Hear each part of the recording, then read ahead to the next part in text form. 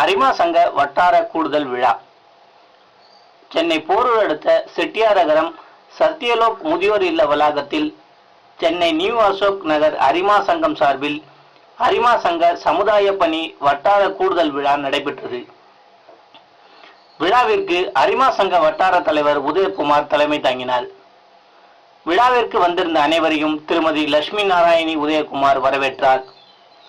இதில் சென்னை நியூ அசோக் நகர் அரிமா சங்கம், இஸ்ரோ அரிமா சங்கம், பல்லவா அரிமா சங்கம், அண்ணாநகர் டவர் அரிமா சங்கம் ஆகிய 4 அரிமா சங்கத்தின் நிர்வாகிகள் மற்றும் அரிமா சங்க உறுப்பினர்களின் குடும்பத்தினர் கலந்து கொண்டனர்.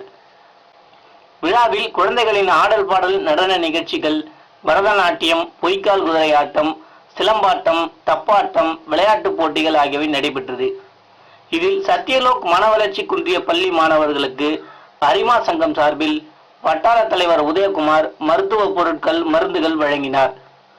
நிகழ்ச்சியில் கலந்து கொண்ட அரிமா சங்க நிர்வாகிகளுக்கும் உறுப்பினர்களுக்கும் அரிமா சங்க வட்டார தலைவர் உதயகுமார் நினைவு பரிசு வழங்கி கௌரவித்தார்.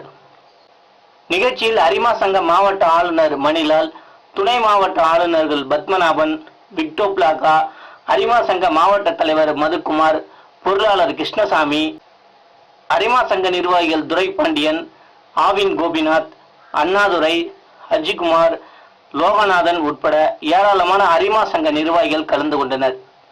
விழாவிற்கு வந்திருந்த அனைவருக்கும் அறுசுவை உணவு மற்றும் அசைவ பிரியர்களுக்கு பிரியாணி வழங்கப்பட்டது.